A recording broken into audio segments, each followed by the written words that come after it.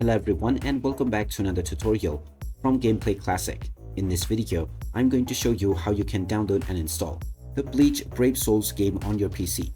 So let's get started right away. First of all, open up the Steam application, and once you are taken into the store page, you can click on the search box and now just type in Bleach Brave Souls to begin your search. Once you find the game, you can click on it and this will take you into the game page where you can check out the trailer as well as the reviews. Scroll down and click on the Add to Library button, which will now add this game to your library. After this, you can click on the Play Now or the Play Game button, and now just choose your install location and click on the Install button to begin the download and installation of the game. Accept the terms and conditions and just wait for the download and installation to complete.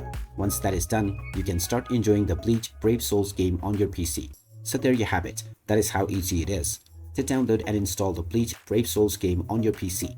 If you find this video helpful, don't forget to hit that like button and subscribe to our channel for more useful tips and tutorials. Thanks for watching, and I will see you again in the next one.